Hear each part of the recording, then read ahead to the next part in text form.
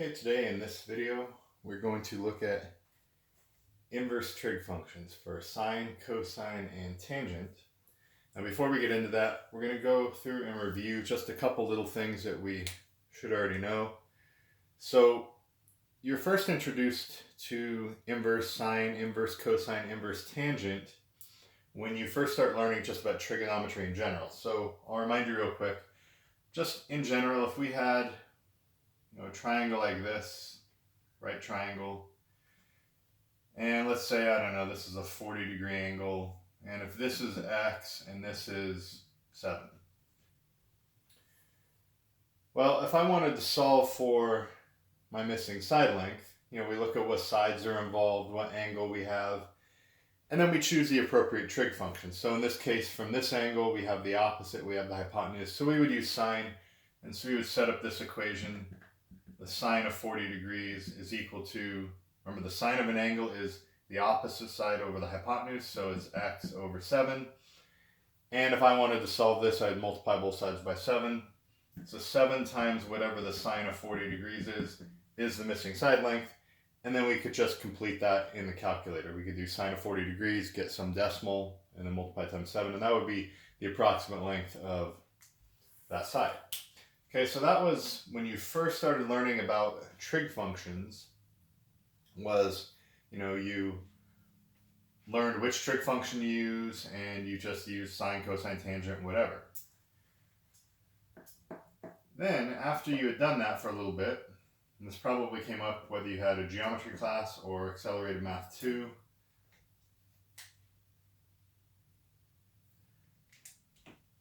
after you got pretty familiar with that, then they started doing things like, let's say I put x here, and let's say I put a 4 here and I put like a 9 here. And let's say I wanted to solve for that angle. Well, again, I still have the same sides. I have the opposite, I have the hypotenuse, I have this angle here. And so if I set up the proportion the same way, the sine of x, right, the sine of my angle is equal to the opposite over the hypotenuse. So it's still 4/9. But now, well, I'm trying to figure out what the angle was here. So I need x by itself. Right now, sine is being taken of x. And so what I want to do is I want to get rid of sine. I want to undo sine. Well, if you want to undo a function, you have to do its inverse. Okay, if I want to undo adding 5, I have to do the inverse of adding, which is subtracting, so I would have to subtract 5. If I want to undo multiplying by 5, I have to undo that with the inverse operation, which is dividing by 5. Similarly, if I'm taking the sine of x, if I just want x by itself, I have to undo sine. And you undo sine by doing its inverse. Well, what's the inverse of sine called? It's literally just called inverse of sine. And so what we would do is we would take the inverse on both sides. And you may or may not have seen this notation before for the trig functions, but remember, when I have an inverse function in general, remember in the beginning of this year we talked about inverse functions. We said, okay, if I have f of x, if that's my function, then we notated the inverse like that. We didn't say this is not f to the negative first. That's not what that means. That's just inverse notation. So we said, okay, that's f inverse. And so similarly with trig functions, we notate it the same way, or we can notate it the same way. So if I want the inverse of sine, it's just sine -1, but again, that doesn't mean to the negative first power. That means sine inverse. Okay? That's what the notation means. And these are the buttons you've seen on your calculator. On your calculator you have a sine, cosine, tangent button, but usually right above those you have the inverse, right? I'll even show you on this calculator here. So if you look at sine, cosine, tangent buttons, right above them you have sine inverse, cosine inverse, tangent inverse. Okay, and the whole point of those, when you learned these way back when you were, like I said, just doing right triangle trigonometry, is they were useful in helping you find the angle.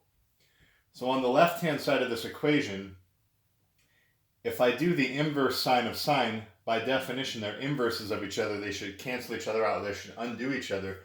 So all that should be left on this side is x. On the right hand side, I'm just doing the sine inverse of 4 over 9. And this is just, something you did on the calculator when you, like I said, had geometry or you had accelerated math 2, whatever class you had. And so if I was going to do this on the calculator, I'll show you real quick. So again, this is, on the calculator, if I wanted to do sine inverse of 4/9, I would go second sine inverse 4/9.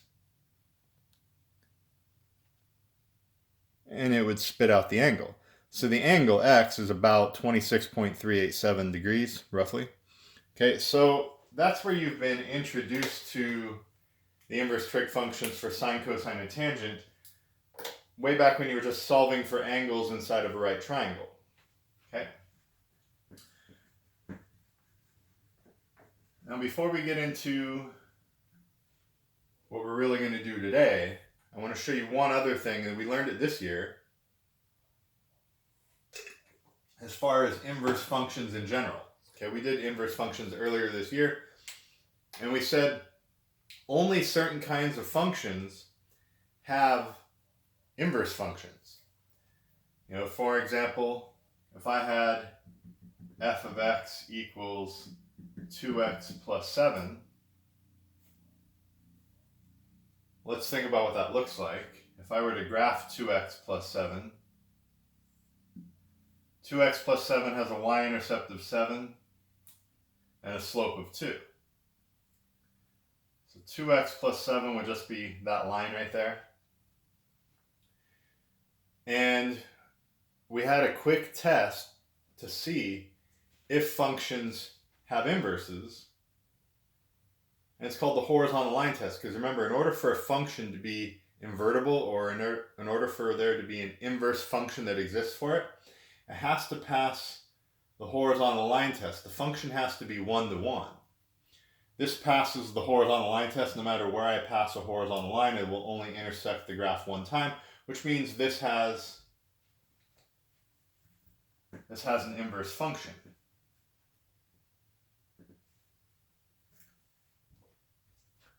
There are other functions that we have that don't have inverse functions unless we do something to it. And so an easy example of that would be like f of x equals x squared. That's just a parabola, the vertex at the origin. So x squared we know looks like this.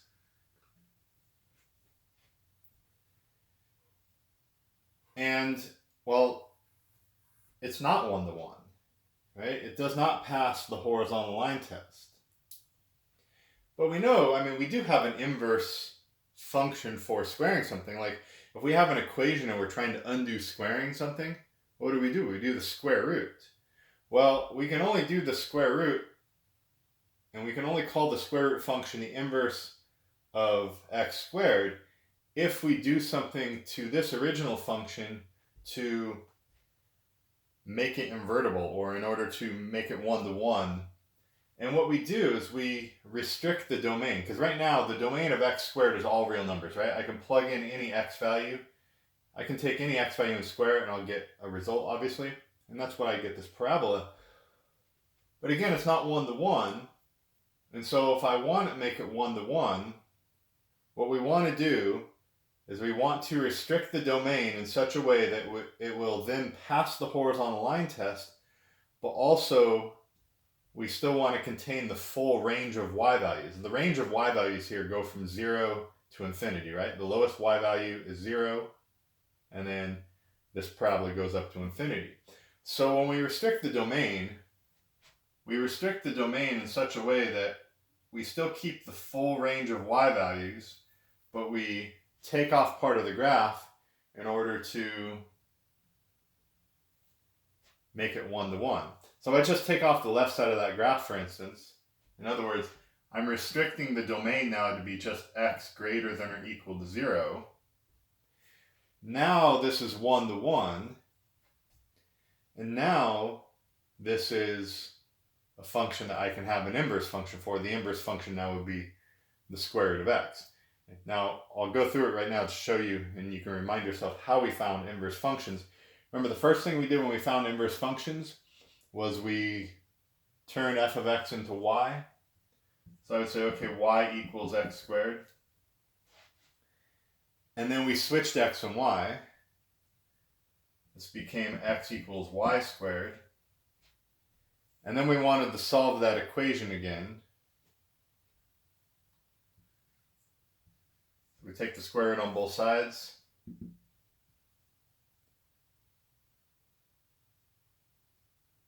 The square root of x is the square root of x.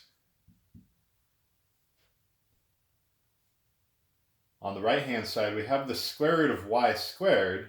Now, in general, you would call the square root of y squared the absolute value of y.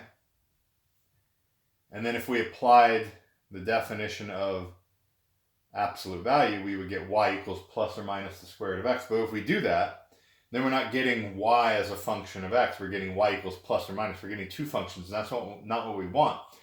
We want the inverse to be the square root of x, because the square root of x is the inverse function for x squared if you've restricted the domain properly. And so what we have to remember back here, we think about, since we restricted the domain here, remember this is my domain, what's my range here? So if we think about the domain of f is x greater than or equal to 0. And what's the range of f? The range of f is y greater than or equal to 0. Okay, so both x and y, for this function that we're trying to find the inverse of, both x and y are both non-negative. Okay, and if both x and y are both not negative, then the absolute value bars don't do anything on a value that's not negative, right? Y and x, neither one of those things can be negative. And so if I drop the absolute value bars, I don't get plus or minus, because y, no matter what, was always going to be non-negative, so the absolute value bars have no effect, so I really just get y equals the square root of x. Like we should know, the square root of x is the inverse of x squared when we make the proper domain restrictions. Okay? And so that's the idea, and again, we did this earlier this year. So we're going to bring our knowledge of inverse trig functions that we've done in the past, and just inverse functions in general that we did this year, and we're going to put them together to come up with things, characteristics about inverse sine, inverse cosine, and inverse tangent. Okay, so let's start with sine. If I have sine, f of x equals sine of x. Now remember, we graphed this year. I'm going to make the graph.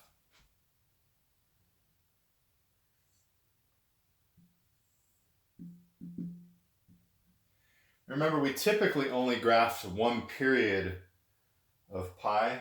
I'm going to draw a little bit more than that. So normally what we had done, we would go from 0 to 2 pi. And here was pi, and here was pi over 2. And here is 3 pi over 2. I'm going to go back and I'm going to label back here as well. So negative pi over 2, negative pi, and so on. I'm going to draw a little bit more than one period of sine, and it'll get the point across. Okay? Now, the highest value the sine has is 1, and the lowest value the sine has is negative 1. This is the range of sine. Remember, sine is always the y value on the unit circle.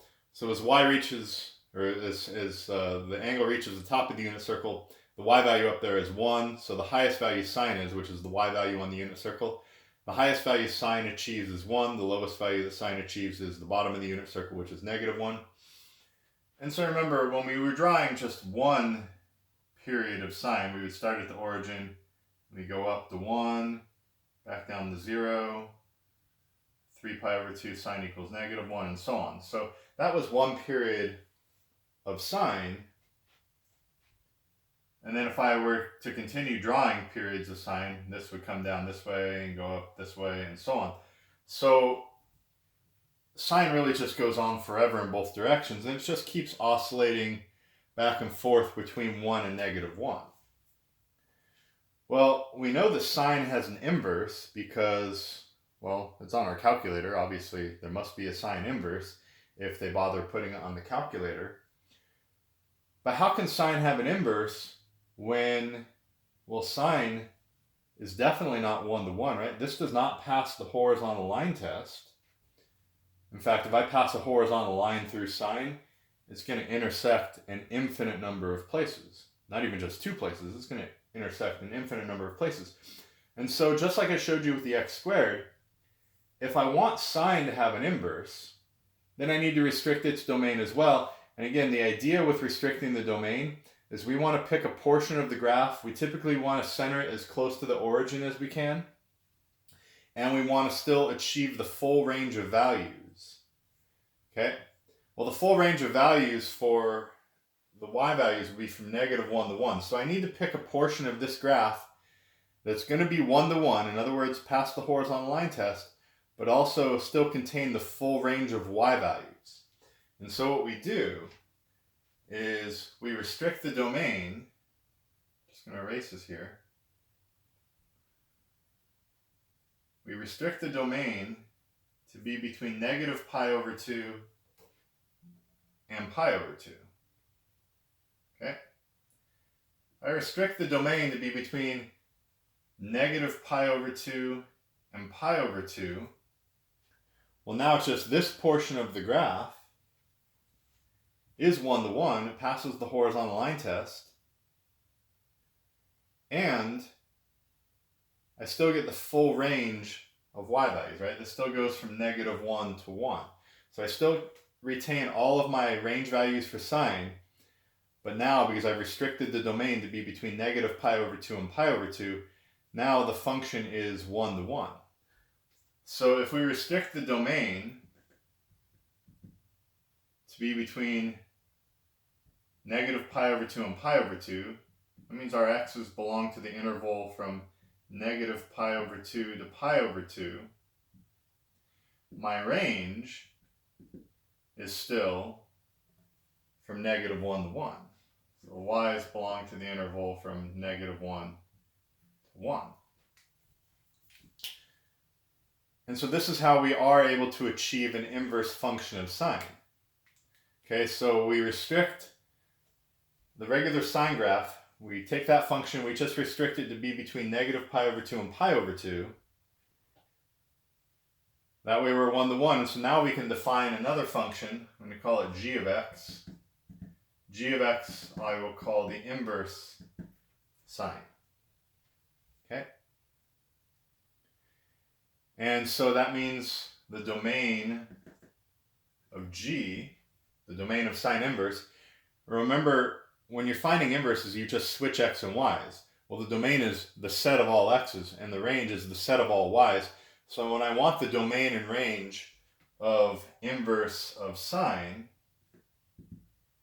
I'm literally just taking the domain and range from regular sine, and I'm just swapping places, right? That's how we find inverses, we just switch x and y. So the domain of inverse sine was the range of regular sine. Okay, so that's x belonging to the interval from -1 to 1. And the range of inverse sine is just the domain of sine itself. So that's from -pi/2 to pi/2. Okay, so that's inverse sine. That's how we define it. This is the domain and this is the range of inverse sine. And again, it's based on ideas we've already talked about. In order for a function to have an inverse function, it needs to be 1-to-1, which means it needs to pass the horizontal line test. And so if we restrict the domain of sine in such a way, then we are able to define a function and call it inverse sine. So that's inverse sine. We're going to do the same thing with cosine and tangent. Those two will go a little faster because now that you've kind of seen the explanation, it'll make more sense. It'll be, I won't have to be as thorough. It'll just be very similar to what we just did. So we just did inverse sine. So now let's do inverse cosine. So again, let's think about the regular cosine graph. F of x equals cosine x. And we graphed that already this year. And just like with the sine, I'm going to draw some of the graph. I'm going to draw more than one period just again so we can see that it really is not one-to-one. So we normally, when we drew one period of cosine, we went from 0 to 2 pi. Here's pi over 2. Here's 3 pi over 2. And I'll jump back here and I'll go negative pi over 2 and negative pi like I did last time. And remember, just like sine, cosine has range values that just go between -1 and 1. So the lowest value that cosine achieves is -1, the highest value cosine achieves is 1. And remember with this graph, it started here. If we were just drawing one period, it started up here at 1 because the cosine of 0 is 1. Cosine of pi over 2 is 0. Cosine of pi is -1. Cosine of 3 pi over 2 is 0. And the cosine of 2 pi is back to 1. So that's the one period of cosine we typically drew. And even from this, even just looking at this, we can already see it's not one-to-one. But if I draw a little bit more just to kind of emphasize the point, the rest of cosine, or more of cosine rather, would look like that. And again, we can see cosine and sine just keep waving up and down between 1 and -1 forever and ever and ever. Okay, right now cosine has a domain of all real numbers, but if I let cosine have a domain of all real numbers, I get this graph that's not one-to-one. In other words, it does not pass the horizontal line test. And so just like with the sine, what I want to do is I want to think about how can I restrict this domain so that I still get the full range of y values. And I still want my y values to, go from -1 to 1. So I wouldn't want to, for instance, I wouldn't just restrict the domain to be between here and here, because while that little portion of the graph would be 1-to-1, I lose some of my y values. And so what we do is, again, we restrict the domain and we say, okay, what's a logical choice for the domain where we would still have the graph go from -1 to 1? And so on this graph for cosine, we simply take off this part of the graph and this part of the graph. So for cosine, we restrict the domain to be between x equals 0 and x equals pi.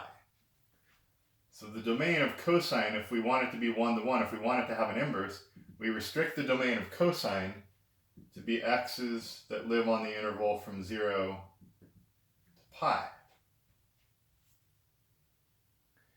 And then the range will still be from -1 to 1. Whoops. Not x. So y is still a set of values between -1 and 1. And so again, if I want to come up with an inverse cosine now I can, because I have a 1-to-1 function. And so if I call g of x the inverse of cosine, then that means the domain of g will simply be the range of y, just like last time. That'll be x belongs to the interval from -1 to 1. And the range of g, the range of inverse cosine, will be the domain of regular cosine, which is going to go from 0 to pi.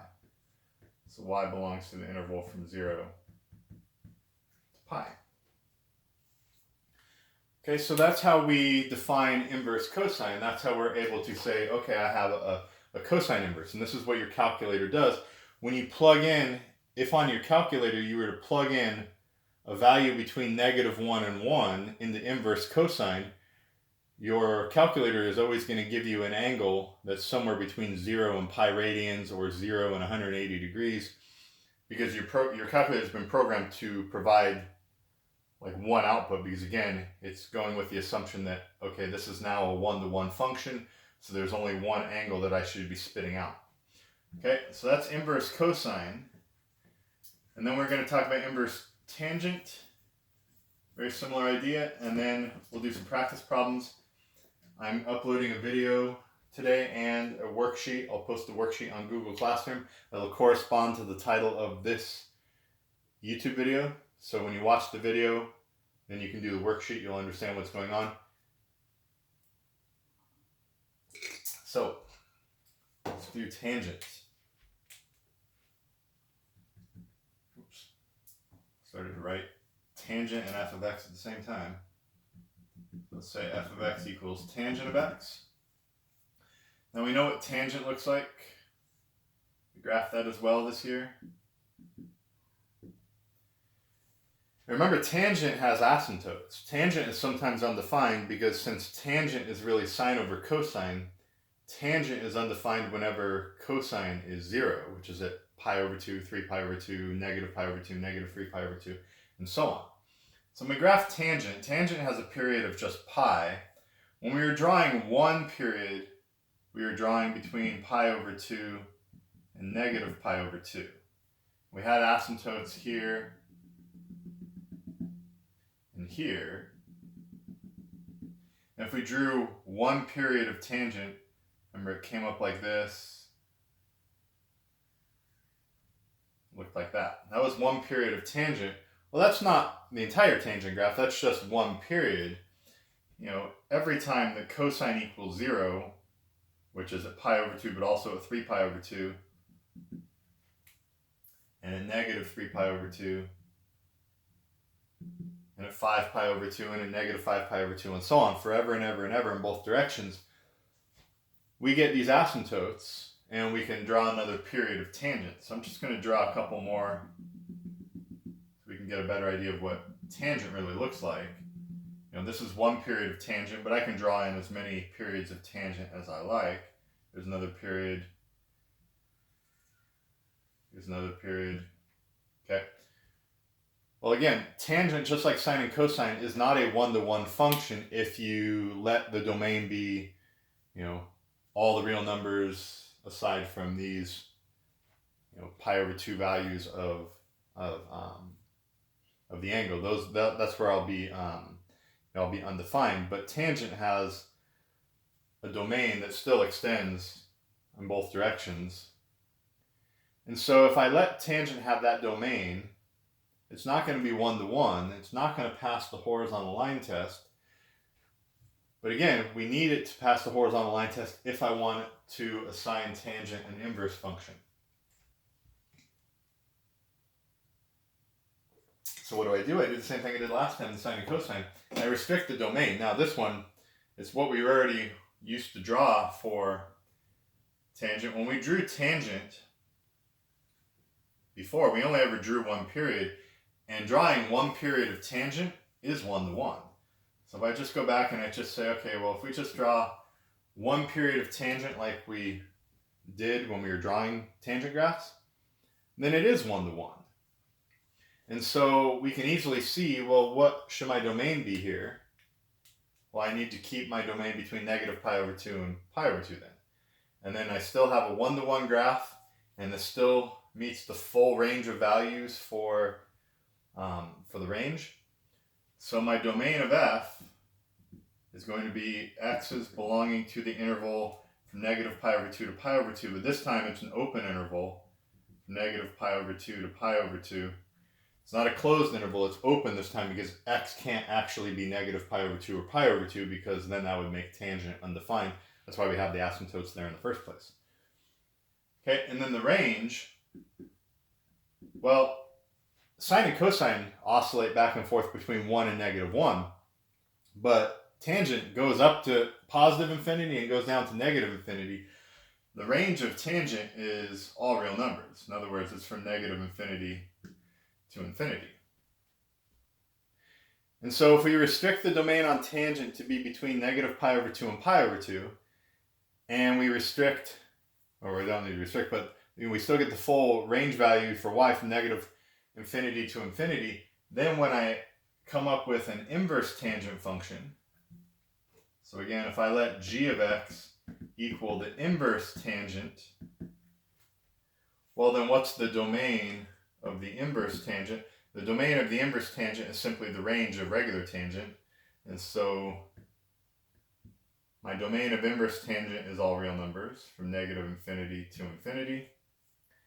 And what's my range of inverse tangent? My range of inverse tangent would be the domain of regular tangent, which we restricted to be between negative pi over 2 and pi over 2. Okay, so that's how we define inverse sine, inverse cosine, inverse tangent, including their domain and the ranges. Keeping the domain and range in mind is actually really, really important on the problems we're going to practice today and the problems you're going to see on the worksheet. So let's get to some and make sure we make sense of them. They're really pretty easy, especially the problems I'm going to give you either are just unit circle values, so that makes them easy, or if they're not unit circle values, we just use a triangle. And you'll see as we get into the problems. But let's try a problem here. Let's say I want sine inverse of negative square root of 2 over 2.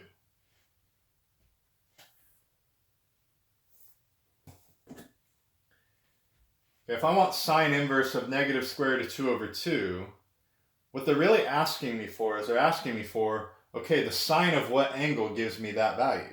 Because remember, when you're doing inverse trig functions, the output should be the angle that achieves this in regular sine. Okay? So I'm asking myself, where does sine equal negative square root of 2 over 2? And remember, negative square root of 2 over 2, that's the same thing as 1 over the square root of 2. Right? The square root of 2 over 2 is the same thing as 1 over the square root of 2. We were writing it oftentimes like this. We weren't rationalizing it. If you rationalize it, it becomes that. It doesn't really matter which value you choose. But remember, my answer here is simply me saying, okay, at what angle does sine equal negative square root of 2 over 2? Or at what angle does sine equal negative 1 over the square root of 2? And if we think about the unit circle here, I'm just going to draw a rough unit circle here. Remember, sine is positive in quadrants 1 and 2, and sine is negative in quadrants 3 and 4.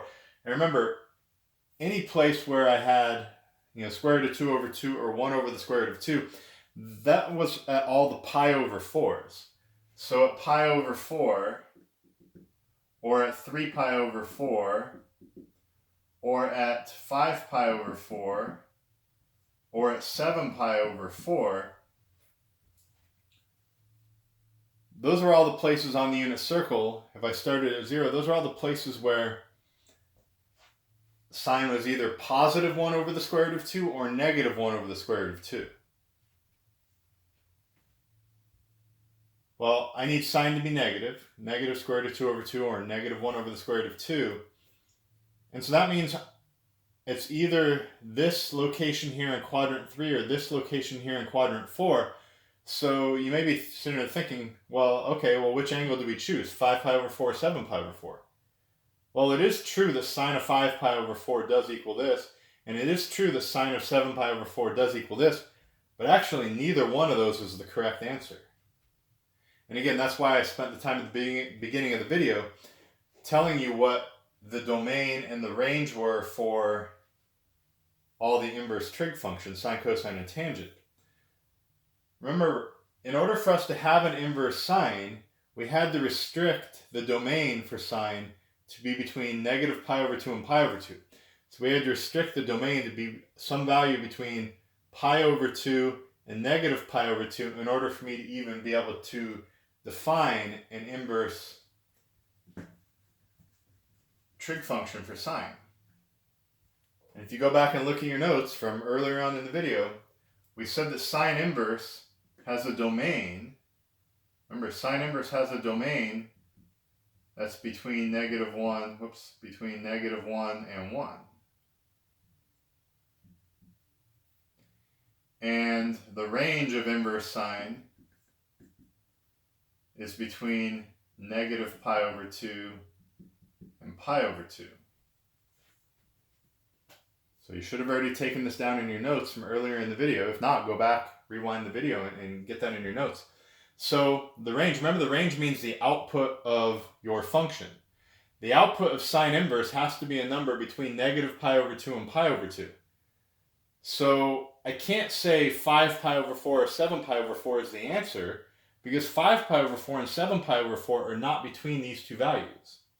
So again, if we think about, if I draw the unit circle again real quick, I know it has to be either here or here as far as where is sine going to equal this value, but I can't call this 5 pi over 4 and 7 pi over 4 because they don't fit in that interval there. Remember, if I go this direction, my angle is considered positive. If I go this direction, my angle is considered negative. So rather than calling this 7 pi over 4, remember, this is pi over 2. And while this is 3 pi over 2, I could also consider that negative pi over 2, right? Pi over 2, or I go negative pi over 2. So that means this is pi over 4, and that means this, instead of calling it 7 pi over 4, that's negative pi over 4, and that's the answer. Because negative pi over 4 is a value between negative pi over 2 and pi over 2. And so that's how you have to do these problems. You got to make sure whatever answer you give lives in the proper interval. Okay, so that's the idea. So let's do another one.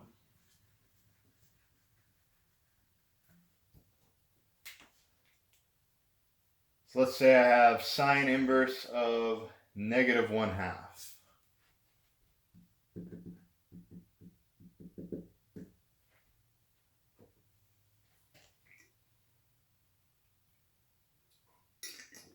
Okay. Well, again, I'm asking myself, where on the unit circle does sine equal 1/2? Well, if I'm just thinking on the regular unit circle, I know that at pi over 6 and at 5 pi over 6, right, at pi over 6 and at 5 pi over 6, that's where sine equals 1/2. And at 7 pi over 6 and at 11 pi over 6, that's where sine equals negative 1/2. This expression here is simply asking me, what angle makes sine equal negative 1/2? Well, this is true, and this is true. Sine of 7 pi over 6 is negative 1/2, and sine of 11 pi over 6 is negative 1/2, but I cannot choose either one of those answers as the answer to this, or what this equals, because this is specifically looking for the angle that lives between pi over 2 and negative pi over 2. Well, the angle that lives between pi over 2 and negative pi over 2 that still gives me a sine value of negative 1/2 is this angle. But rather than calling it 11 pi over 6, that would be me going the positive direction. I can't call it 11 pi over 6 because 11 pi over 6 is not in the range of inverse sine. I need a value between negative pi over 2 and pi over 2. So rather than call it 11 pi over 6 by traveling that way, I could just call it negative pi over 6 by just traveling in the clockwise direction. And the answer here is negative pi over 6. Sine of negative pi over 6 also equals negative 1/2. Just like this one does and just like this one does. But again, the whole idea behind an inverse function is that I should only get back to one value. There shouldn't be multiple values with which to choose from. And so that's why, we restricted the domain to be between pi over 2 and negative pi over 2. So this is the only acceptable answer on this when you're strictly taking the inverse. Okay, let's try a different function. Let's look at tangent inverse of negative 1.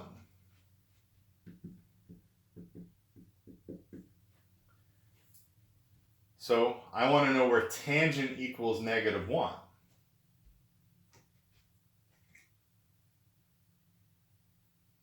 This is just asking me, okay, what angle of tangent gives me an answer of negative 1? And so again, we know our unit circle. Tangent equals 1 or negative 1 at all the pi over 4s. At pi over 4, tangent equals 1. At 3 pi over 4, tangent equals negative 1. At 5 pi over 4, tangent equals 1. And at 7 pi over 4, tangent equals negative 1. Right? Tangent's positive in this quadrant and positive in that quadrant, and negative in this quadrant and negative in this quadrant. But again, in order for us to have an inverse tangent, we had to restrict the domain. So I cannot choose 3 pi over 4 and I cannot choose 7 pi over 4 because they are not in the range of inverse tangent. Okay? Remember the domain of inverse tangent, we just wrote it. The domain of inverse tangent is all real numbers. And the range of inverse tangent is from negative pi over 2 to pi over 2. So whatever I say the answer is here, whatever angle I choose, has to be between negative pi over 2 and pi over 2. So it has to be between negative pi over 2 and pi over 2. So, well, that would be something either in quadrant 1 or quadrant 4. I need it to be negative, so tangent needs to be negative. So we're talking about an angle in quadrant 4. I cannot choose 7 pi over 4 because 7 pi over 4 is not between negative pi over 2 and pi over 2. So again, instead of calling this 7 pi over 4, which is what it's called when you go around the counterclockwise direction, if I instead just go the clockwise direction, I could go to the same location, but instead of calling it 7 pi over 4, it's just negative pi over 4. And negative pi over 4 is between these two values, and that's the answer here. And negative pi over 4, tangent does equal negative 1, and this is the correct answer because this is the one that lives between those two numbers. Okay, so that's the whole idea here. Let's do one more, and then I'll move on to some slightly different ones.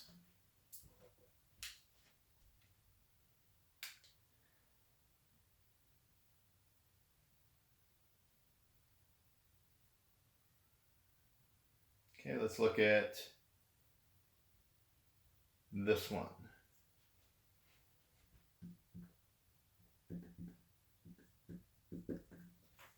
I want to find the arc sine of square root of 3 over 2. And at this point, you're probably like, wait, what? So, when we want to notate inverse trig functions, there's two ways to do it. The way some books do it, some books notate inverse sine like that. They notate inverse cosine like that. They notate inverse tangent like that. And some books notate the inverse trig functions by putting the word arc in front of it instead. They mean the same thing. So sine inverse is the same thing as arc sine. Inverse cosine is the same thing as arc cosine. Inverse tangent is the same thing as arc tangent. So if I see this or I see this, if I see this, I see this, I see this, or I see this, they all mean the same thing. They all mean the inverse trig function. Okay? So whether they write it this way or they write it this way, it's the exact same thing. Now, on the AP exam for calculus next year, for instance, they know that some books use one versus the other, and what they tell you at the beginning of the test, they make little notes about a couple things, and one of the things they make notes of is they say, oh, by the way, you might see inverse trig functions written this way, or you might see them this way. I'm showing you them both ways so that way you're just familiar with them. Your textbook next year, the calculus textbook, tends to write them as arc sine, arc cosine, arc tangent, but sometimes they do this as well. But either way, like I said, it just really depends on the book. So now that you've seen that and you understand that this doesn't mean anything different than than inverse sine, it's the same exact idea. So what I'm looking for is where does sine equal the square root of 3 over 2? So I'm thinking about the unit circle. Again, in order for me to have a valid answer here, I can only pick an angle between pi over 2 and negative pi over 2. I need sine to come out positive, so that means I should be in quadrant 1. So I'm really just thinking about in what angle in quadrant 1 the sine equals square root of 3 over 2? Well, pi over 3. Sine of pi over 3 is the square root of 3 over 2. The answer here is, the answer here is pi over 3.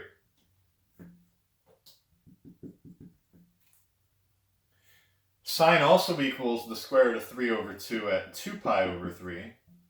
But I can't choose 2 pi over 3 because 2 pi over 3 is not between pi over 2 and negative pi over 2. So the only answer that's acceptable here is pi over 3. Okay, so that's the idea. So on your worksheet, you'll have a few problems like that, and it really just comes down to unit circle and then making sure you're choosing, values that are appropriate between, certain things. Between, For sine and tangent, it has to be a value between negative pi over 2 and pi over 2. For cosine, it has to be between 0 and pi, because that's how we restricted the domains to begin with. Okay, then they start giving you problems like this. Let's do an easy one for now.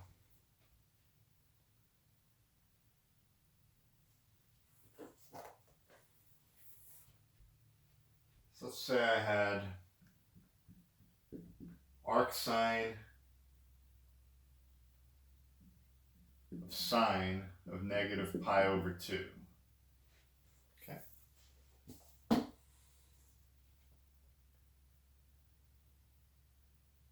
Now they've added more to the expression. They have this function. They also have an inside function. But really, these are really easy. Don't freak out when you see these. These are actually really, really simple. So like with most things, I usually just start inside. So I'm just going to say, okay, what's the sine of negative pi over 2?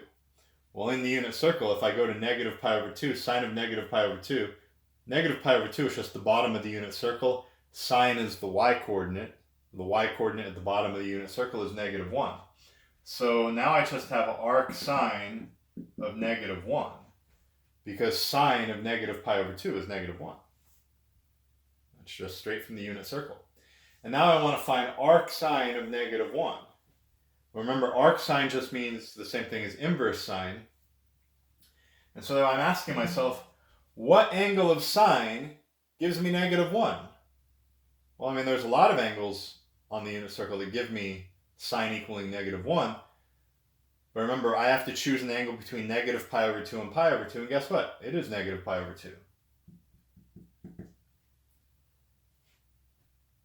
Right? Sine of negative pi over 2 is negative 1. So when I'm taking the arc sine of negative 1, I simply get the angle back of negative pi over 2. And this should help solidify our understanding of what happens when you have an inverse function and the original function, right? If these are inverses of each other, what should happen? They should undo each other, leaving me with what I started with. Now, that happens for the most part, but you still have to be careful here. You can't just look at a problem like this and be like, oh, they're going to cancel out, and the answer is automatically that. Okay, that's not always going to be true. I'll show you what I mean. What if I had this? What if I had inverse cosine of cosine of, I don't know, 5 pi over 4?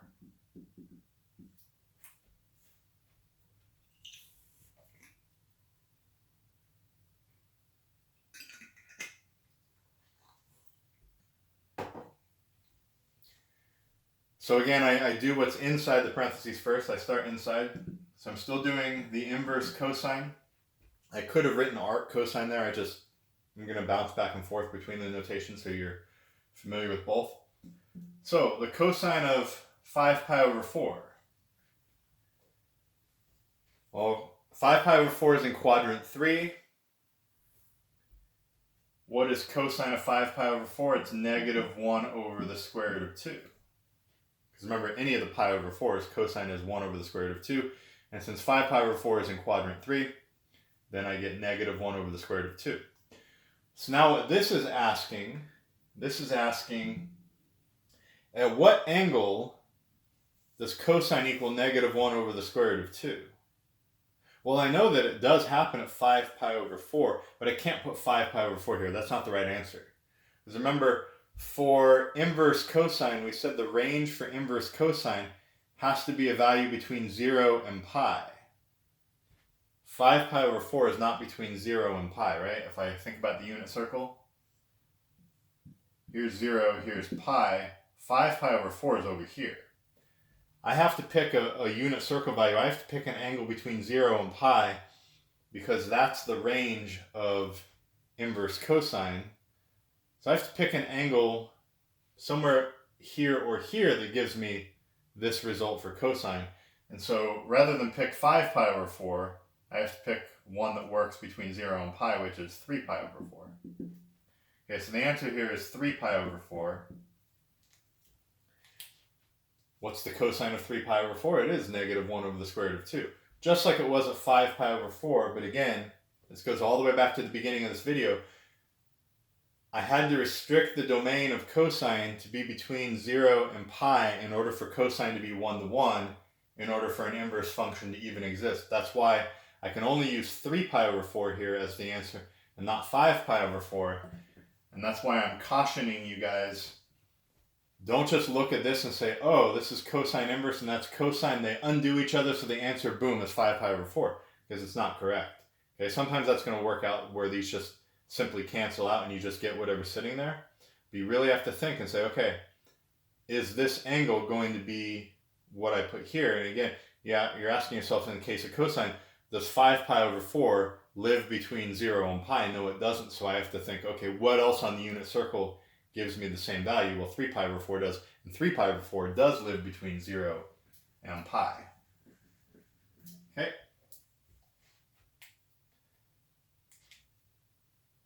Now, sometimes they do the same sort of thinking,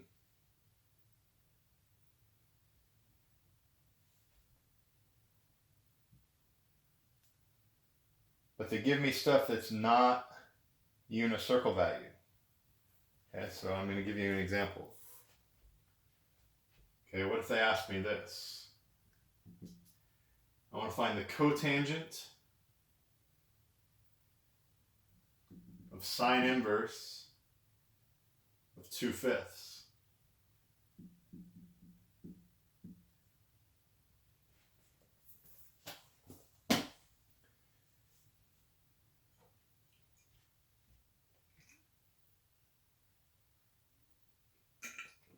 So I would start inside the parentheses. I want sine inverse of 2/5, but 2/5 is not like one of those unit circle values we know. You know, if they put 1/2 or the square root of 3 over 2 or 1 over the square root of 2, something like that, then I would recognize that as being a unit circle value, and I would replace this with the appropriate angle. Okay? But when they give you something here that's not a unit circle value, well, then what you're going to do is you're just going to draw a triangle. Okay, so I'm just going to draw a right triangle here.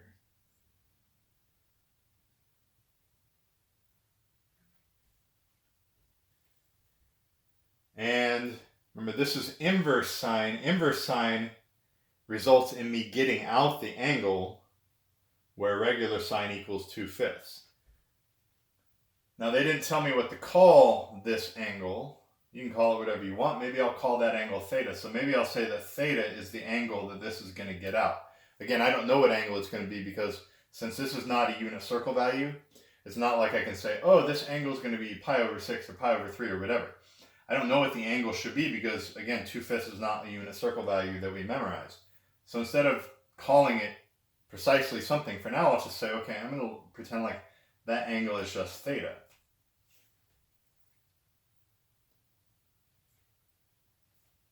So theta is the angle that gives me a sine value of 2/5. Remember what sine is. Sine is the opposite over the hypotenuse. That means the opposite side from theta would be 2. The hypotenuse would be 5. If I wanted to find the third side of the triangle, I could just use Pythagorean theorem. So I could say a squared plus 2 squared equals 5 squared. A squared plus 4 equals 25. Subtract 4 on both sides. A squared equals 21. Take the square root on both sides. This is a side length, so it can't come out negative. So the square root of a squared is simply a. Square root of 21 doesn't simplify. It's the square root of 21. So there's the square root of 21 there. So now I've drawn my triangle. I have all 3 sides. And remember, again, sine inverse always just spits out some angle. If it was a unit circle value, I would know exactly what angle to put here. But since this wasn't a unit circle value, I didn't know whether to call this pi over 3 or pi over 6, pi over 4 or whatever. I didn't know what that angle should be, so I simply said, okay, I'm just going to call that angle theta for now. But what that means is that I can replace this expression, now that I have my triangle, with what I called this angle. Because remember, having sine inverse or cosine inverse or tangent inverse, that is always going to be equal to some angle. So what is this going to be equal to? It's going to be equal to this angle, so I can replace it with what it's equal to.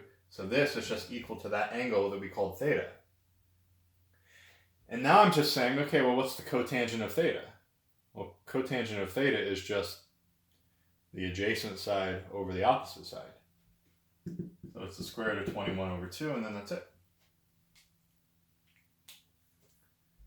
Okay, let's do another one like that.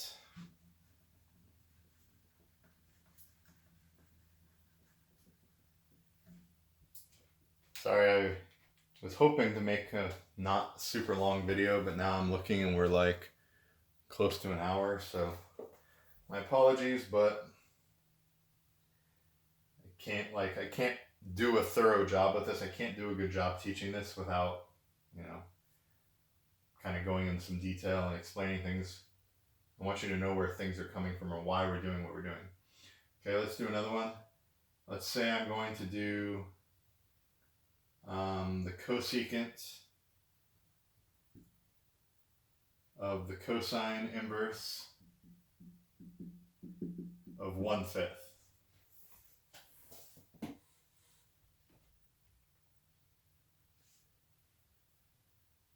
Okay, so again, I want to start inside, and cosine inverse means what angle does cosine equal 1/5 at? And 1/5 is not something we have from the unit circle. So again, if that's the case, then I'll simply draw a right triangle instead. And so the cosine inverse, this is equal to some angle. Again, I can call my angle theta or x or whatever you want to call it. Okay? I'll just call it theta again. And it doesn't matter. I could put theta here, I could put theta here. It really doesn't matter. I'm just putting theta down in the bottom. And, well, what do I know about cosine of theta? The cosine of theta has to equal 1/5. That way the inverse cosine gets me my angle back. Okay? So that means the adjacent side over the hypotenuse is 1/5. So if inverse cosine of 1/5, that's the same thing as regular cosine of theta equaling 1/5. Again, I can use the Pythagorean theorem to figure out this missing side length. So I know that 1 squared plus b squared equals 5 squared. Subtract 1 on both sides, so b squared equals 24. Take the square root on both sides. B is a positive number because it's a side length. So b equals the square root of 24. The square root of 24 does simplify. It simplifies to be 2 square root of 6 because 24 is really 4 times 6. Right? 24 is 4 times 6. The square root of 4 is 2. The square root of 6 is the square root of 6. So this side length here is 2 square root of 6.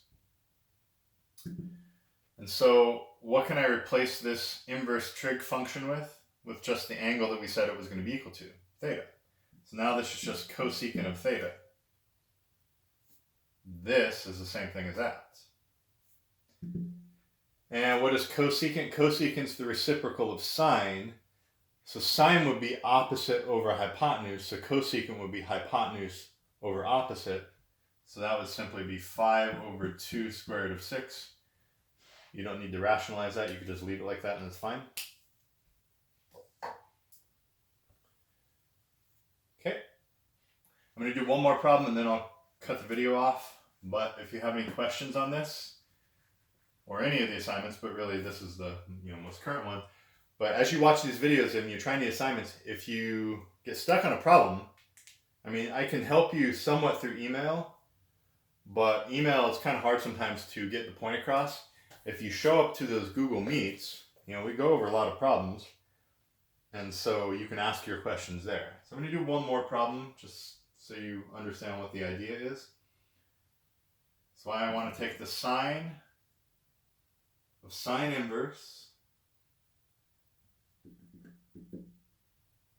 of 5/13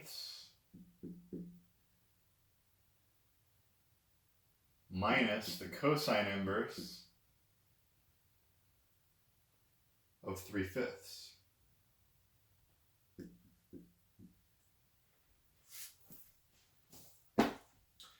Okay, don't freak out. This is not really that bad.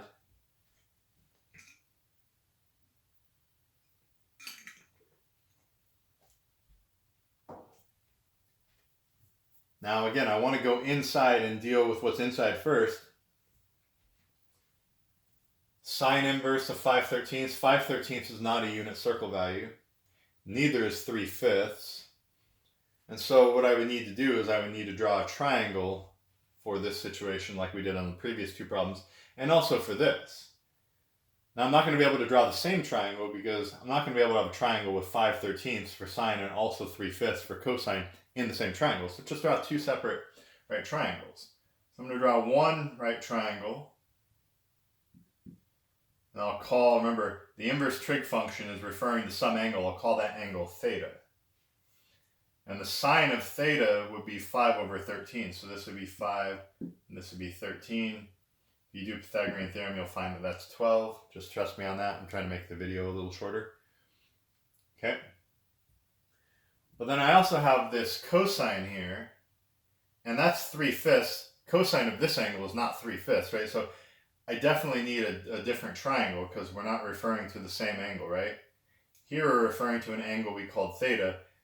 Cosine of theta does not equal 3/5, not even close. And so we got to come up with a second triangle.